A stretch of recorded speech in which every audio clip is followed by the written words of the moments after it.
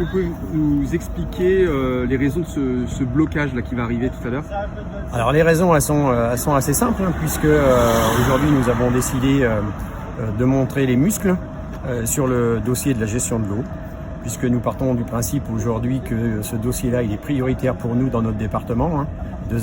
Deux tiers des exploitations aujourd'hui utilisent l'eau. On a un certain nombre de réglementations qui nous sont imposées à l'heure actuelle, donc comme l'établissement des études HMUC, c'est très technique, mais en fait c'est définir un volume prélevable par bassin.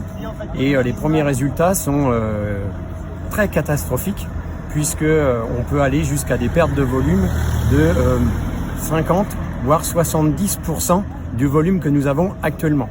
Alors ça concerne bien sûr l'irrigation, mais c'est pas que l'irrigation que nous allons défendre aujourd'hui. Nous allons défendre le dossier de l'eau d'une manière générale, c'est-à-dire aussi bien la remise en question et la redéfinition des zones humides, où nous on veut vraiment mettre un critère de fonctionnalité des zones humides, ce qui n'est pas le cas aujourd'hui.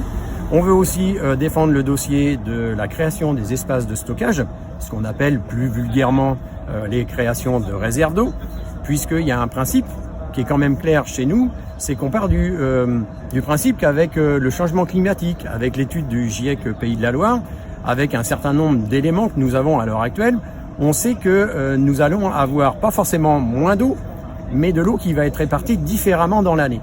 Et on part justement de ce constat qui est fait aujourd'hui par un certain nombre d'études. Et pourquoi en fait on fait une action aujourd'hui? C'est au lendemain justement des excès d'eau, c'est-à-dire des inondations, où en fait on a inondé des bassins tampons dans le Maine-et-Loire, c'est-à-dire des zones qui ont l'habitude d'être inondées en amont de grosses agglomérations, parce que si on n'avait pas ces zones tampons, aujourd'hui les hauteurs auraient été beaucoup plus importantes, les niveaux d'eau au sein de la ville d'Angers et donc je dirais ces communes environnantes.